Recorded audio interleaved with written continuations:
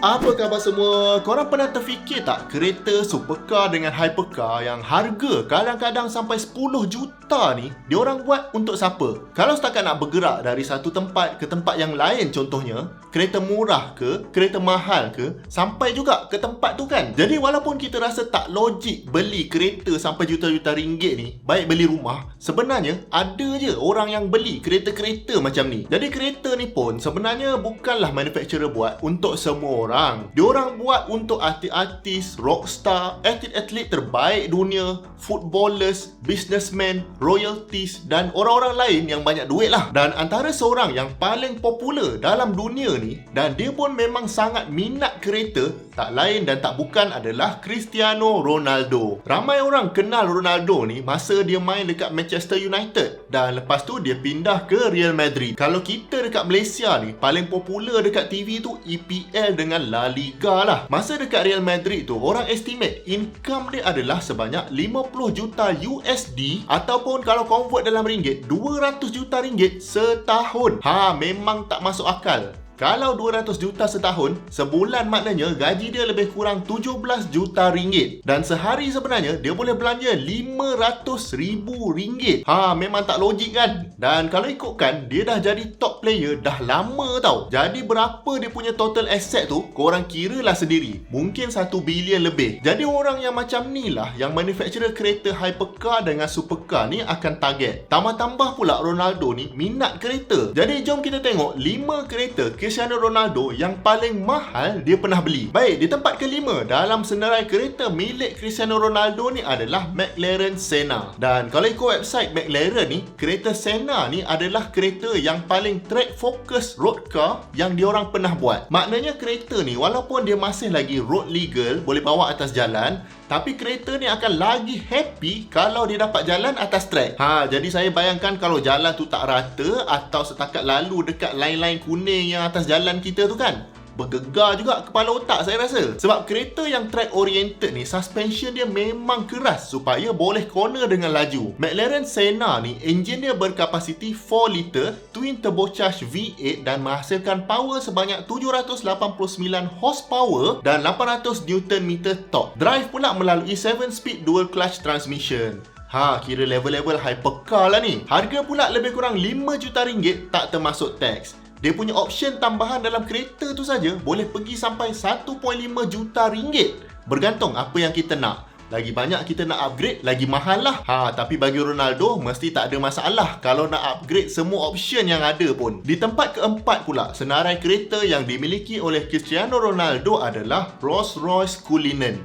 Kalau McLaren Senna tadi kereta untuk dia masuk track, Cullinan ni pula kereta untuk dia drive santai-santai lah. Kereta Cullinan ni satu je benda yang dia nak capai, iaitu kemewahan. Rolls-Royce ni nak orang yang naik kereta ni dikelilingi dengan material yang mewah, sound insulation yang betul-betul kedap, suspension yang lembut untuk long distance. Lepas tu adalah aksesoris yang pelik-pelik macam ada payung, dengan siap ada macam-macam lagi lah trim-trim yang kita nak. Dan disebabkan kereta ni kereta luxury, dia tak adalah power gila-gila macam McLaren Senna tadi. Jadi Cullinan ni dilengkapkan dengan enjin berkapasiti 6.7 liter dengan susunan V12 yang menghasilkan power sebanyak 563 horsepower dan 850 Nm torque. Dan enjin yang besar gedabak ni memang nak kena ada, sebab Cullinan ni dia sebuah SUV yang besar dan memang berat. Salah satu sebab kenapa dia berat tu, sebab nak dapatkan mewah tu lah. Kalau kata ada benda yang macam besi lah dekat dalam kereta tu, maknanya benda tu memang besi. Dia bukannya plastik yang diorang wrap dengan besi. Jadi bila berat ni tapi still nak bagi kereta tu bergerak laju, memang nak kena enjin sampai 6.7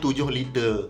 Siapa sini tahu road tax untuk kereta 6.7 liter ni berapa ringgit? Cuba komen dekat bawah. Baik, di tempat ketiga pula, senarai kereta supercar yang dimiliki oleh Cristiano Ronaldo adalah Lamborghini Aventador. Ini kalau nak kirakan antara kereta dia yang murah lah. Harga dia dalam 2 juta je. Murah lah sangat kan? Mungkin bagi dia lah murah sebab kereta dia yang lain lagi mahal. Lamborghini Aventador ni, enjin dia berkapasiti 6.5 liter, kecil sikit dari Cullinan tadi, dan power output maksimum kereta ni adalah 700 horsepower dan torque maksimum dia lebih kurang 700 Nm. Jadi Aventador ni merupakan adik kepada Lamborghini Murcielago. Ramai orang cakap yang Ronaldo beli kereta ni sebab dia tak puas hati dengan satu kereta ni. Kejap lagi kita tengok kereta apa tu. Juta-juta juga tahu harga kereta ni. Dan kalau ikutkan, Lamborghini Aventador ni memang antara kereta yang paling popular lah antara footballers ni. Di kalangan artis pun tak kurang popular lah Aventador ni. Mungkin sebab brand dia tu sendiri, Lamborghini. Dan antara supercar yang wujud dalam dunia ni, Aventador ni dengan rupa dia yang sangat cantik tu, boleh kata antara kereta supercar yang mampu milih. Ni kalau compare dengan supercar yang lain lah kan. Baik, di tempat kedua, senarai kereta yang dimiliki oleh Cristiano Ronaldo adalah Bugatti Veyron. Bagi saya, Veyron ni lah satu-satu kereta yang menaikkan nama Bugatti waktu dulu. Sebabnya pada tahun 2005 dengan 2010, Veyron ni dia pecahkan rekod sebagai production car terpantas di dunia. Dan dialah antara kereta yang start trend kereta terpantas di dunia ni. Lepas dari Veyron, semua kereta nak juga rebut jadi kereta terpantas di dunia. Sampai sekarang orang masih lagi dispute kereta mana sebenarnya kereta paling pantas. Sebab kalau ikut masa rasmi, kereta lain yang paling laju. Kalau ikut masa tak rasmi pula, kereta lain pula yang lagi laju. Tu belum masuk kereta yang overclaim dia punya speed lagi kan. Anyway, kereta Veyron ni enjin dia berkapasiti 8 liter dengan configuration W16. Biasa ada inline dengan V je. Tapi sebab banyak sangat silinder sampai 16 biji, memang kena buat configuration W.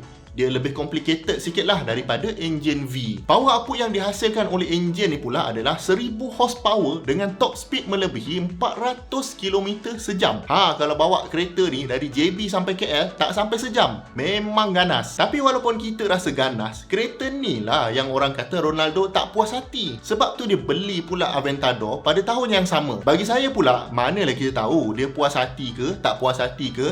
Dah duit dia, suka hatilah dia nak beli apa pun kan. Dan bila sebut pasal duit, kereta di tempat pertama milik Ronaldo ni, dia tak boleh dibeli even kalau kita banyak duit. Dan kereta ni tak lain dan tak bukan adalah Bugatti Chiron. Bugatti Chiron ni, kalau korang nak tahu, owner nak kena beli dulu Bugatti Veyron dan owner kena ada dalam 40 biji kereta lain macam tu, barulah Bugatti akan hantar invitation untuk beli Chiron ni. Bila dah dapat invitation tu pun, nak kena bayar dulu dalam 10 juta ringgit, baru dia orang akan bina kereta ni.